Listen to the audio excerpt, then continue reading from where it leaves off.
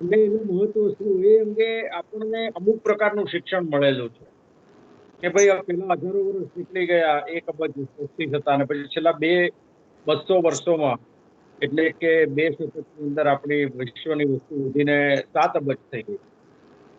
એટલે એ તમે ગણિત માંડવા જાઓ તો આપણને સ્પષ્ટપણે એવું જ લાગે કે આ દુનિયામાં જેટલા લોકો છે એના માટે પૂરતી સગવડ કુદરતમાં નથી જ અને ન જ હોઈ શકે કે આપણે પૂરી વસ્તી કેવી રીતે વધારી દીધી.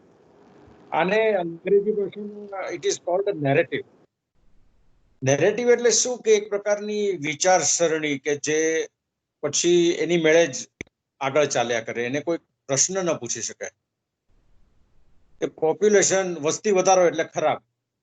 આ આપણને બાળપણથી શીખવાડવામાં આવ્યું છે. અમે લોકો સ્કૂલમાં જતા ત્યારે પેલા મોટા મોટા પોસ્ટરો હતા ચારે બાજુ કે પેલું બાળક હમણાં નહીં ને બીજું બાળક પછી નહીં ને આ બધા જાત જાતના. અને કોઈ પણ રાજકારણીને પૂછવામાં આવે કે આ દેશનો વિકાસ કેમ નથી થતો, કે આટલી બધી વસ્તી છે બધું કેવી રીતે થાય કે. એટલે આપણને એક જાતની એક શિક્ષણ આપવામાં આવ્યું છે કે ભાઈ વસ્તી એટલે ખરાબ. આપણે આપણી સંસ્કૃતિ જોઈએ તો જુદું શિક્ષણ મળે છે. લગ્નના 7 ફેરા ફરીએ ત્યારે પંડિતજી કહે છે કે અષ્ટપુત્રો ભવ. તો શું આપણા જે પૂર્વજો હતા એ સમજદાર નહોતા? અને વસ્તી તો ચીન જેવા દેશમાં પણ છે આપણા કરતા વધારે. તો લોકો કહે છે કે ના, પણ આપણો દેશ નાનો છે, ગીચતા છે. તો ઇંગ્લેન્ડ જેવા દેશની જે ટાપુ છે એની ગીચતા ભારત જેટલી જ છે, ડેન્સિટી ઓફ પોપ્યુલેશન. એટલે આ જે 1989માં જયારે 5 અબજની વસ્તી થઈને 11મી જુલાઈએ કેસી ઝકરિયાએ, હું માનું છું ત્યાં સુધી ફરીદ ઝકરિયાના પિતાશ્રી, એમના સૂચનથી આ વર્લ્ડ પોપ્યુલેશન ડે યુનાઇટેડ નેશન્સે સારા ઈરાદાથી જ શરૂ કર્યો હશે. પણ આમાં ઘણી બધી વસ્તુ સમજવાની છે કે અત્યારે જે વર્લ્ડની અંદર ફર્ટિલિટી રેટ કહેવાય કે દરેક જે કુટુંબ છે તો એમાં 2.5 બાળકો છે. દુનિયા આખીનું સરેરાશ કાઢીએ તો, કે જે પહેલા 1960-70માં 4 થી 5 બાળકોની હતી. ભારત જેવો દેશ જોઈએ તો ખાલી 2.3 ની આજુબાજુ છે. એટલે કે દર 10 કપલ વચ્ચે 22 બાળકો કે 23 બાળકો, જે પહેલા દર 10 કુટુંબમાં 40 બાળકો હોવા જોઈએ. ચીનમાં ઘણા વર્ષોથી 1 બાળકની પોલિસી ચાલે છે. એને કારણે એ લોકોને બહુ તકલીફ થાય છે, કારણ કે વડીલો એકલા પડી જાય છે અને વડીલોનું ધ્યાન રાખવા વાળું કોઈ રહેતું નથી. એટલે આખી જિંદગી ગદ્દા મજૂરી કરીને તમે કેરિયર બનાવો, બાળક જે હોય એની ઉપર તમે બધું જ ઢોળી દો, બધું જ તમે એની ઉપર વાલ, તમારા પૈસા. પછી 1 બાળક હોય એનું શું થાય, બાળક શું કરે, તમારી સાથે હોય કે નહીં. તમારી તો વૃદ્ધાવસ્થા બગડી, જવાની અને મધ્યમે ત્રણે બગડ્યા. એટલે આ જે આખું, અને ભારત જેવા દેશની અંદર પણ આજે વસ્તી વધારાનો જે દર છે એ બહુ જ ઓછો થઈ ગયો છે. વસ્તી વધે છે પણ જે સ્પીડથી પહેલા વધતી હતી એની સરખામણીમાં ઓછી સ્પીડથી વધે છે. બીજી વસ્તુ, આપણે વસ્તી વધારા સાથે એ વસ્તુનું પણ ધ્યાન રાખવું જોઈએ કે ઇન્ફન્ટ અને ચાઇલ્ડ મોર્ટાલિટી રેટ, એટલે કે બાળકો જન્મે એના પહેલા મહિનામાં કેટલા મરી જાય છે, બાળકો જન્મે એના પહેલા વર્ષમાં કેટલા મરી જાય છે, બાળકો જન્મે એના પહેલા 5 વર્ષમાં કેટલા મરી જાય છે. અને જેને આપણે વર્કિંગ એજ પોપ્યુલેશન કહીએ, સમજી લો કે 18 થી 55, તો રોડ ટ્રાફિક એક્સિડન્ટ છે, આત્મહત્યા છે, આતંકવાદ છે, એ બધાથી કેટલી વર્કિંગ એજ પોપ્યુલેશન, સામાન્ય રીતે પુરુષો એમાં વધુ અસરગ્રસ્ત થતા હોય છે. રોગની વાત તો પછી આવે. તો કુદરતમાં છે ને એ રીતનું એક સંતુલન છે જ કે વસ્તી જો અમુક માત્રાથી વધે તો એ આપોઆપ એનું નિયંત્રણ કોઈને કોઈ રીતે થઈ જતું હોય છે. પછી એ સુનામી આવે કે કોરોના આવે કે ધરતીકંપ આવે, આ કુદરતનો ક્રમ છે. કારણ કે આપણા ઋષિ મુનિઓ આપણને શીખવાડેલું છે કે ભગવાન એ માત્ર એક દયાનો પુંજ નથી, ભગવાન પાસે દંડ આપવાની પણ એક પદ્ધતિ છે.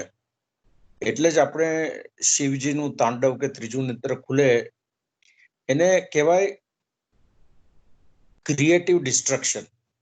આ તમારે નવી વસ્તુ બનાવવી હોય, નવું ઘર બનાવવું હોય, એક જગ્યાએ જ્યાં જૂનું ખંડેર ઉભું છે, ખંડેરને પહેલા તમારે ધ્વસ્ત કરવું પડે, પછી નવું ઘર બને. ભગવાનનું કામ એ છે, કુદરતનું કામ એ છે કે એ જે જૂના ખંડેરો છે એને ધ્વસ્ત કરે. અને જૂના ખંડેરો એટલે શું? આપણી ખોટી માનસિકતા, આપણી ખોટી પ્રવૃત્તિઓ. આજે ચીનની અંદર જે પ્રકારના પ્રાણીઓ સાથેની છેડછાડ, જે પ્રમાણે પ્રાણીઓને સાથે દુષ્કૃત્ય કહી શકાય એ હદ સુધી એમની ઉપર અત્યાચાર, એ બધાના પરિણામે કોરોના જન્મ્યું. અને પછી હવે નવા એક બ્યુબોનિક પ્લેગની વાત આવે છે. અને આખી દુનિયામાંથી લાખો માણસો જાન ગુમાવી ચૂક્યા. અમેરિકા જેવા સમૃદ્ધ અને જેને કહેવાય કે આરોગ્યમાં આટલી બધી સગવડ ધરાવતા દેશમાં આપણા કરતા જો વસ્તીના પ્રમાણમાં જોઈએ તો 500-600 વધારે ટકા લોકો આપણા કરતા મોતને ભેટેલા છે કોરોનાને કારણે. એટલે બીજી વસ્તુ એ છે વસ્તી વધારાની, કોઈ પણ દેશમાં, દાખલા તરીકે ભારત જેવો દેશ છે, તેમાં જુદા જુદા પ્રકારના લોકો રહે છે. હવે અને આ વસ્તુ ખૂબ સંવેદનશીલ છે, જેની વાત કરવી પણ જેને જનરલ ભાષામાં પોલિટિકલી ઇનકરેક્ટ કહી શકાય. પણ હકીકતને છુપાવવાથી સમસ્યા જતી નથી રહેતી, હકીકતને છુપાવવાથી સમસ્યા બગડે છે.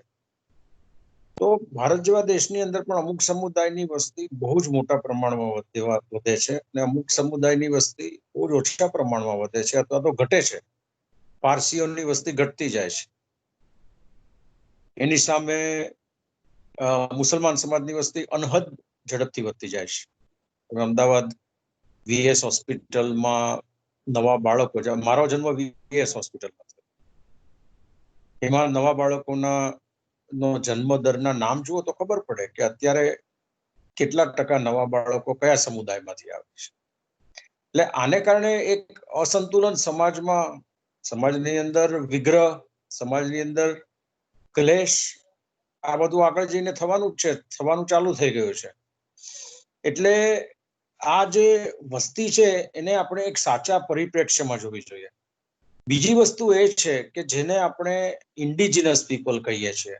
હમણાં વચ્ચે ખ્યાલ હોય તો આંદામાન પાસે એક અમેરિકન માણસ પહોંચી ગયો હતો, ને ત્યાંના જે વનવાસીઓ જે હતા, વર્ષોથી, જ્યાં સદીઓથી રહે છે, એમની જિંદગીમાં એણે હસ્તક્ષેપ કરવાની કોશિશ કરી, કારણ કે એમનું ધર્મ પરિવર્તન કરવા માંગતો. એ લોકો તીર કામઠાથી મારી નાખ્યો એના કિનારા સુધી પહોંચે ત્યાં સુધી પાછું. કે અમારું હજારો વર્ષ જૂનું જે અમારી સંસ્કૃતિ છે એને તમે તોડવા આવ્યા છો. એટલે આ બધા જે ઇન્ડિજિનસ પોપ્યુલેશન અત્યારે હવે દુનિયાની અંદર જે તે જમીન, સ્થળની, ધરતીની મૂળ પ્રજા છે એ નામો નિશાન થઈ ગઈ છે. ઓસ્ટ્રેલિયાના એબોરિજિનલ, અમેરિકાના નેટિવ અમેરિકન્સ, જેને રેડ ઇન્ડિયન્સ કહેવામાં આવે છે, એ આફ્રિકાના કેટલા બધા, જેને ટ્રાઇબ્સ કહેવામાં આવે છે. તો આ જે છે ઇન્ડિજિનસ લોકોની વસ્તી ઉપર મોટો એટેક છે.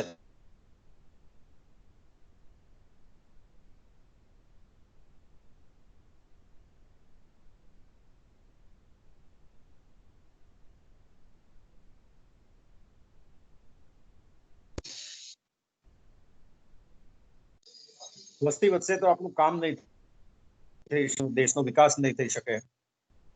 સમજદાર, ભણેલા ગણેલા અને દેશભક્ત લોકોની વસ્તી જો વધે તો દેશની સમૃદ્ધિ વધશે, દેશની સલામતી વધશે. એટલે આજે હું એક કાઉન્ટર નેરેટિવ આપું છું વર્લ્ડ પોપ્યુલેશન દિવસે, કે આ જે ડર આપણને છે કે સંતાનને ભણાવીશું કઈ રીતે, તો ભાઈ કોણે કહ્યું કે સંતાનને તમે મોંઘી સ્કૂલમાં ભણાવો? હવે તો હોમ એજ્યુકેશનની સગવડ છે. કોણે કહ્યું કે અંગ્રેજી મીડિયમમાં ભણાવો?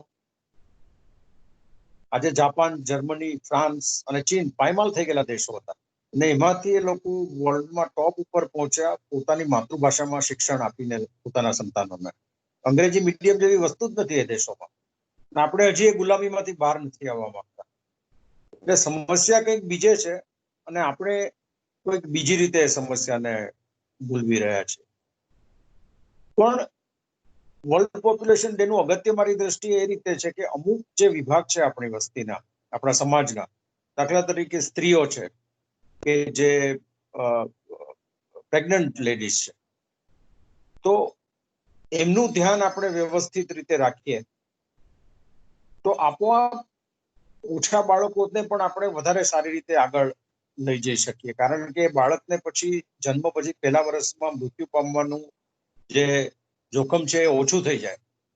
એટલે આ પ્રકારની સાચી દિશામાં આપણે કામ કરીએ વર્લ્ડ પોપ્યુલેશન ડે ને નજરમાં રાખીને.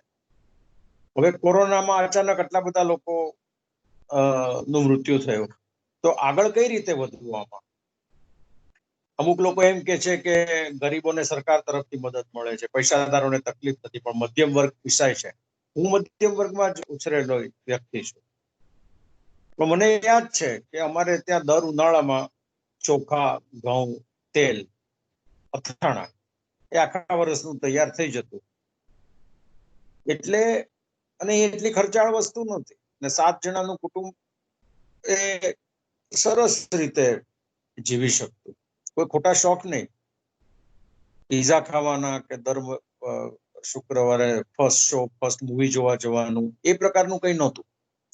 એટલે મધ્યમ વર્ગની જે જીવનશૈલી હતી આપણા દેશમાં, અને એટલા લાંબા સમય પહેલા નહીં, 25, 30, 40 વર્ષ પહેલાની જ વાત છે, એ જીવનશૈલી જેમણે પણ સાચવી છે, કે જે ગામડામાં હજી પણ છે, કે નાના ગામોમાં છે, તો ત્યાં આ કોરોનાની કારણે લોકો એટલું નુકસાન નથી થયું, કારણ કે એમની પાસે સંગ્રહેલું છે, સંગ્રહેલું તેલ છે, સંગ્રહેલી ખાંડ છે, એટલે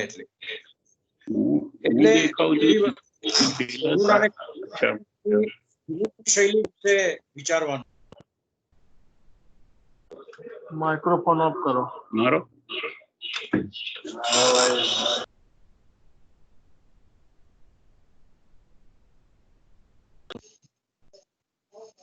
આપણે આપણી જીવન શૈલીમાં શું પરિવર્તન લાવવાનું છે કોરોનાને કારણે?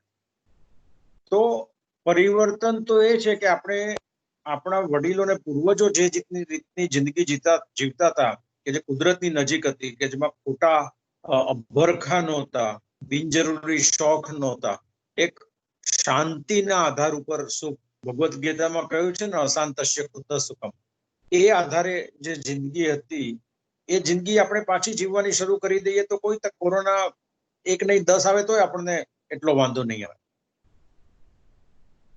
પણ સાથે સાથે વ્યવહારિક આજની પરિસ્થિતિમાં કોરોનાની શું માહિતી છે આપણી પાસે? આ તમે જોઈ રહ્યા છો કે હું 2 માસ્ક પહેરીને બેઠો છું મારા ક્લિનિકમાં, સિમ્સ હોસ્પિટલ ખાતે. તો આ 2 માસ્ક પહેરવાનું કારણ એ છે કે પહેલા માસ્કને જે એ છે બહારથી અંદર આવતી વસ્તુને રોકે છે, અને મારો જે બહારનો માસ્ક છે એ મારા તરફથી સામેવાળી વ્યક્તિને મારા મોઢામાંથી જે હું બોલું ને ડ્રોપલેટ્સ બહાર આવે એની સુધી પહોંચે નહીં, એને રોકે છે. એટલે અને એની ઉપર પણ મેં આ રીતે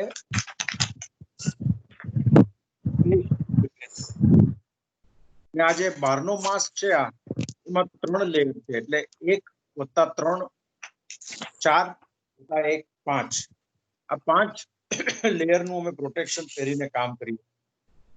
તો સામાન્ય લોકો છે જે એમને કમસે કમ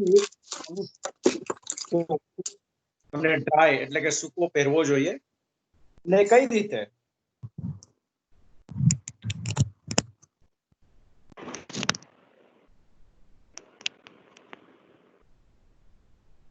આપણું નાક છે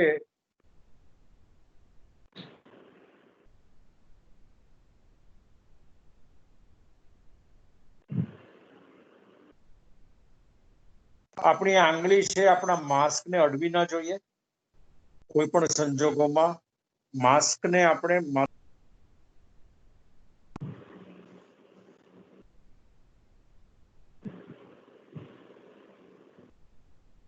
આ વારે ઘડીએ બટન મ્યુટ થઈ જાય છે, જરા થોડું હર્ષિરાબેન ધ્યાન રાખો. સર કદાચ મતલબ અહીંયાથી કોઈ ઇશ્યુ નથી. પણ તમારો ફોન કદાચ હલે કે તે થાય ત્યારે કંઈ થતું હશે. બાકી અહીંયાથી તો સર ઓર્ગેનાઇઝિંગ માંથી તો કોઈ ઇશ્યુ નથી. હું ઓલ મીટ નથી કરતી.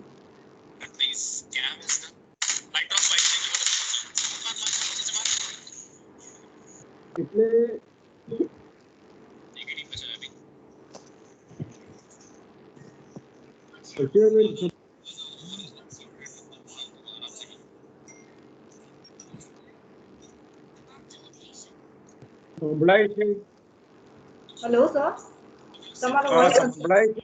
હવે હા સર, હવે આવ્યો. બરોબર છે.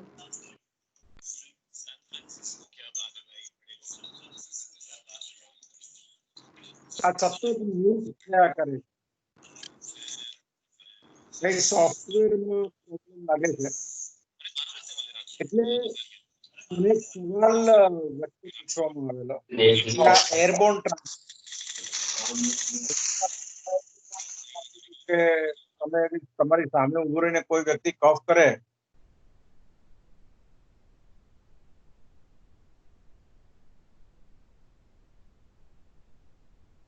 પણ હવે એવું કહેવામાં આવે છે કે હવામાંથી પણ પ્રસરી શકે છે. તે વાત સાચી કે ખોટી? તો આપણે સમજવું જોઈએ કે બે પ્રકારના કણો હોય છે. એકનું નામ ડ્રોપલેટ્સ છે કે જે મોટી સાઈઝના હોય, અને બીજા જે નાની સાઈઝના ડ્રોપલેટ હોય એને એરોઝોલ કહેવામાં આવે છે. અને આ જે એરોઝોલ છે એ હવામાં અમુક અંતર સુધી અને અમુક સમય સુધી રહેતા હોય છે. એટલે અત્યારે દાખલા તરીકે હું કોવિડ પોઝિટિવ છું અને હું આ રૂમમાં બેસીને વાત કરી રહ્યો છું, પછી હું નીકળી જાઉં છું, રૂમનું બારણું બંધ છે, બારી બંધ છે, હું નીકળી જાઉં છું. 1 કલાક પછી કોઈ વ્યક્તિ આવે છે તો શક્ય છે કે હું જે કોરોનાના એરોઝોલ છોડી ગયો રૂમમાં એ વ્યક્તિને લાગી શકે.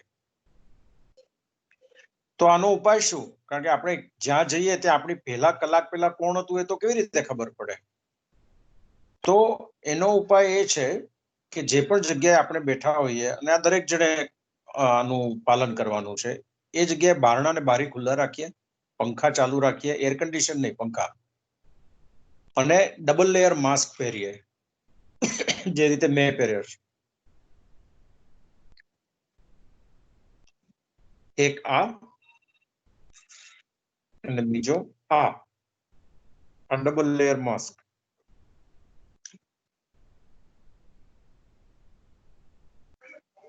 હવે જાત જાતની વાતો કરવામાં આવે છે કે માસ્ક પહેરો એટલે પૂરતો પ્રાણવાયુ ઓક્સિજન ન મળે, જે સાવ ખોટી વાત છે. જે સર્જન કલાકો સુધી માસ્ક પહેરીને ઓપરેશન કરતો હોઉં છું વર્ષોથી. મને તો કોઈ દિવસ કોઈ શ્વાસની તકલીફ થઈ નથી હજી સુધી, ભગવાનની કૃપાથી. તો એ માસ્ક પહેરીને તમે ટ્રેડમિલ પર લાંબી કસરત કરો એવું કોઈ નથી કહેતું. એટલે આમાં પણ થોડુંક એક સંતુલન જાળવવાની વાત છે. પણ તમે માસ્ક પહેરીને કામ કરો, માસ્ક પહેરીને તમે દુકાને ખરીદી કરવા જાઓ, તો એમાં કોઈ તમને ઓક્સિજન કે બ્રીધિંગની તકલીફ ના થવી જોઈએ, બરાબર?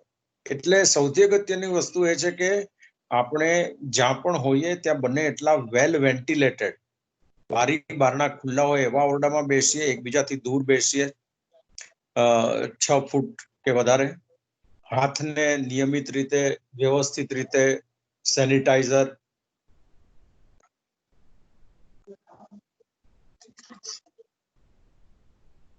એનાથી આપણે સાફ કરતા રહીએ વ્યવસ્થિત રીતે.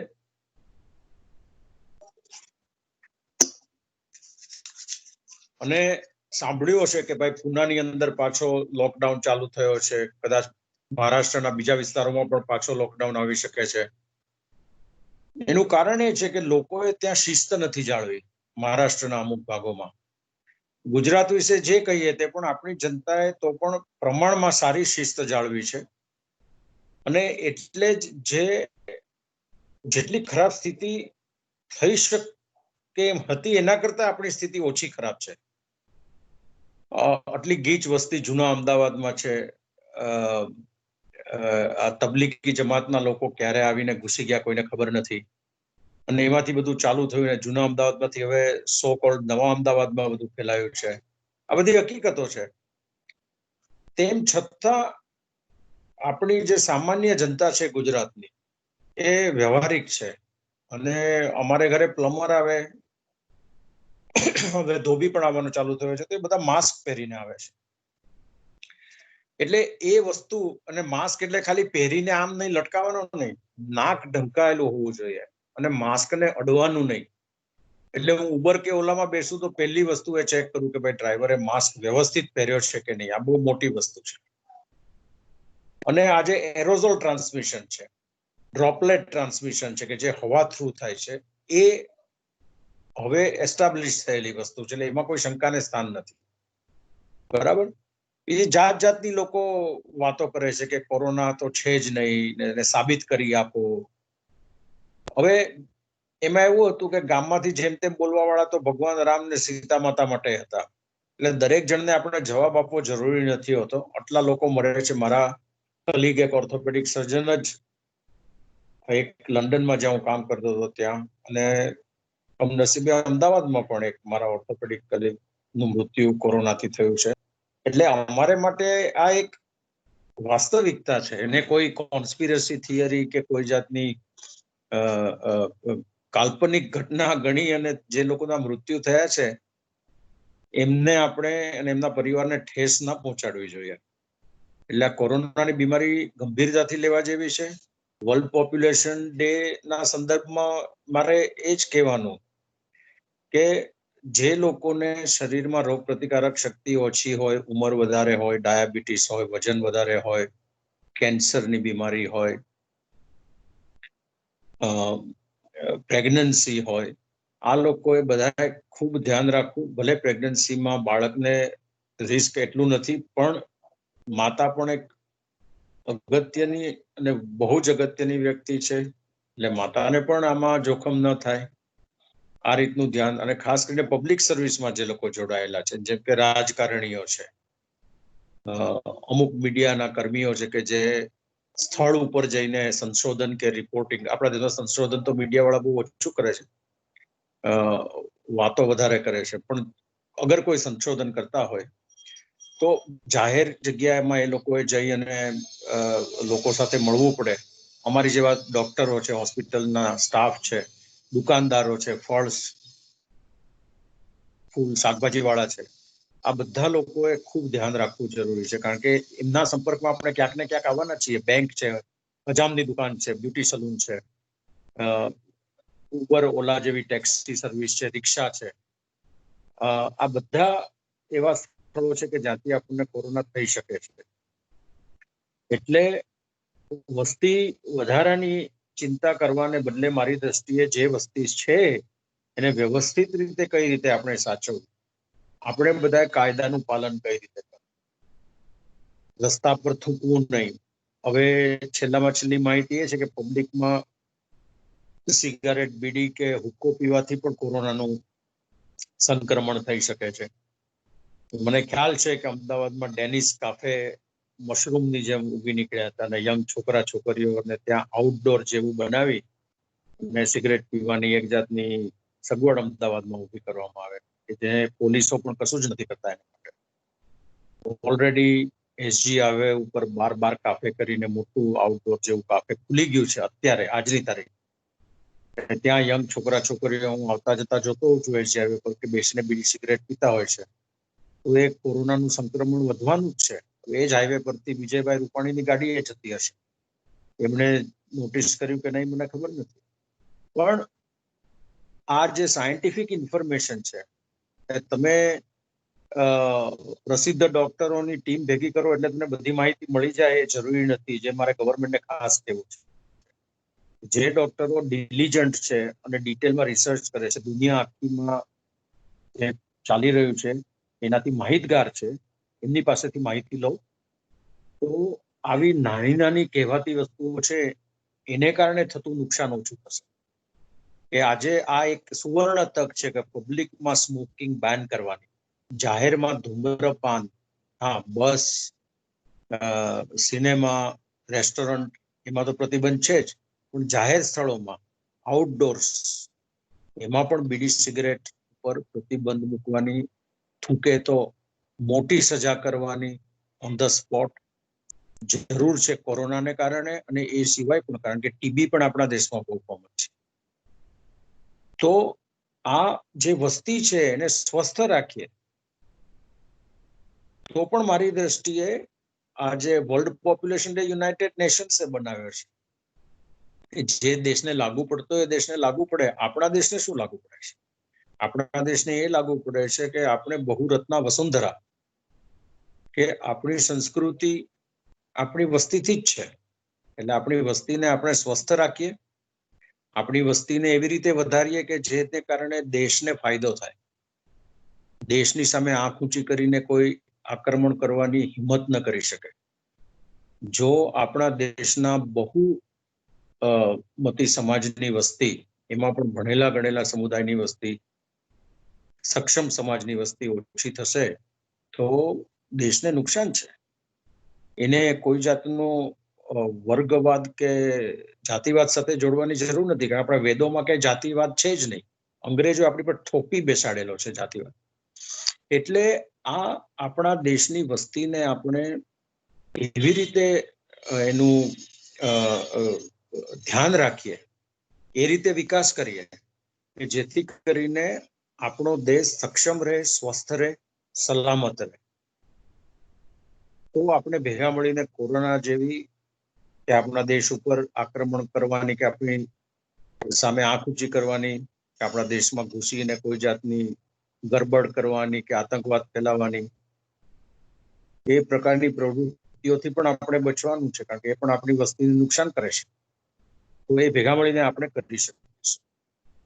યુનાઇટેડ નેશન્સનું આજે 1989 પછી 31મું વર્લ્ડ પોપ્યુલેશન ડે છે. ત્યારે ભારત દેશ માટે, ભારત દેશના રહેવાસીઓ માટે સૌથી અગત્યનું છે કે આપણે આપણી વસ્તીનું વ્યવસ્થિત રીતે ધ્યાન રાખીએ, કાયદાનું પાલન કરીએ, વાહન વ્યવસ્થિત રીતે ચલાવીએ, ખોટી દિશામાં વાહન ન ચલાવીએ, સીટ બેલ્ટ પહેરીએ, થૂકીએ નહીં, જાહેરમાં બીડી સિગરેટ ન પીએ, સગર્ભા સ્ત્રીઓનું સારી રીતે ધ્યાન રાખીએ, બાળકોને સરખી રીતે રસી અપાવીએ, તો સાચા અર્થમાં સાચી દિશામાં થયેલો વસ્તી વધારો કુદરતનો આશીર્વાદ છે. અને જો એમાં કંઈ ખોટું કામ થશે તો કુદરત આપણને દંડો મારશે જ. એટલે આપણે એના જજ બનવાની પહેલેથી જરૂર નથી. આ મારું એક બહુ સ્પષ્ટ મંતવ્ય છે દુનિયાના 3 દેશોમાં 25 વર્ષ રહ્યા પછી. નમસ્કાર. અને કંઈ પણ સવાલ હોય તો હું જવાબ આપવા. એક છેલ્લી વસ્તુ જે મેં કહી હતી કે ઓર્થોપેડિક સર્જન તરીકે ઘણા સવાલો આવે છે કે ભાઈ ઓપરેશન કરાવવું જોઈએ કે નહીં અત્યારે. તો અમે ઓપરેશન કરીએ છીએ પણ ખૂબ ધ્યાન રાખીને, કોરોનાનું ટેસ્ટિંગ કરીને અને બીજા અમુક બ્લડ ટેસ્ટ કરીને જેમને જરૂર હોય એમને જ. અને સામાન્ય રીતે અત્યારે જેમને ફ્રેક્ચર થયું હોય કે બહુ જ સાંધા દુખતા હોય અને બદલાવાનો હોય, એવા દર્દીઓનું ઓપરેશન બધી જ તકેદારી લઈને કરીએ તો વાંધો આવતો નથી. એટલે હોસ્પિટલે જતા ડરવું નહીં, કારણ કે ડર કે આગે જીત હૈ અને ડર્યો તે મર્યો.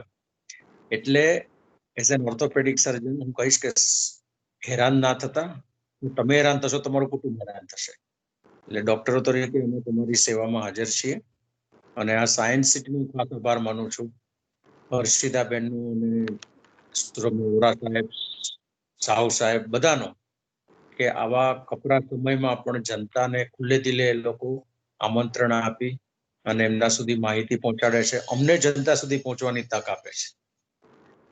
Thank you so much sir. હવે હું રિક્વેસ્ટ કરીશ પાર્ટિસિપન્ટ્સને, કોઈને કંઈ ક્વેશ્ચન હોય તો સરની સાથે આપણે ડિસ્કસ કરીએ. કંઈ પણ ક્વેશ્ચન હોય, કોઈને પૂછવા હોય તો વાત કરી શકે છે.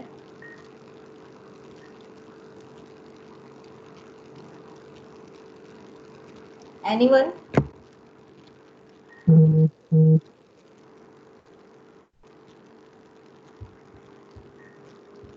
બધા મ્યુટ થયેલા છે, એટલે કદાચ કોઈને અનમ્યુટ કરવા હોય તો સવાલ કરી શકે.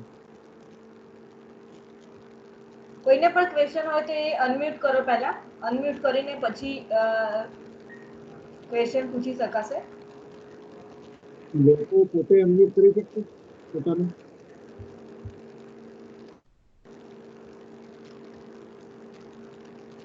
કારણ કે એવું બને કે અમુક લોકોને અનમ્યુટ કરતા નહીં આવડતું.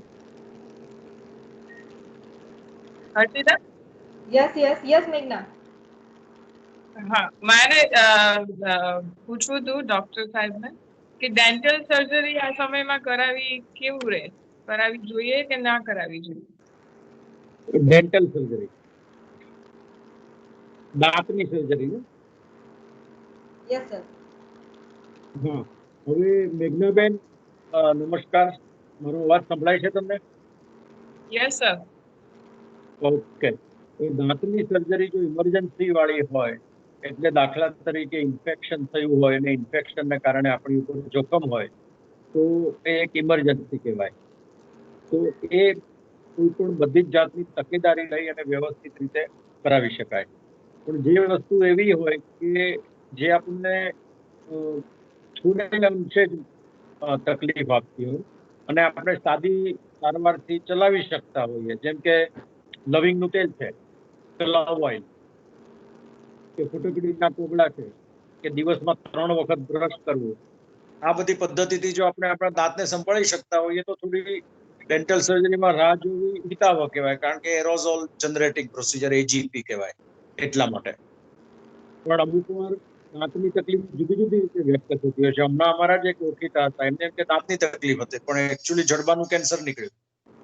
એટલે એની વ્યવસ્થિત તપાસ કરાવવામાં કોઈ નુકસાન નથી અને હું સજેસ્ટ કરીશ કે સારા ડેન્ટિસ્ટ પાસે તપાસ તો કરાવી જ લેવી. પછી ચર્ચા કરી શકાય કે આ ઇમરજન્સી છે, આ અર્જન્ટ છે. જો ઇમરજન્સી કે અર્જન્ટ ન હોય તો થોડું રાહ જોવામાં વાંધો નહીં, વધારે સલામત. બરાબર? Okay sir, thank you sir. Welcome. બીજા કોઈને કઈ ક્વેશ્ચન હોય તો? એકચ્યુઅલી સર તમે બહુ સરસ રીતે માહિતી આપી અને પોપ્યુલેશન ડે અને એની સાથે COVID-19 ને જોડીને અમારા ઘણા બધા પ્રશ્નો જે પૂછવાના હતા તમારા સેશનમાં આવી જ ગયા છે, પણ એમ છતાં પણ કોઈને પણ કઈ ક્વેશ્ચન હોય તો પૂછી શકે છે હજી પણ.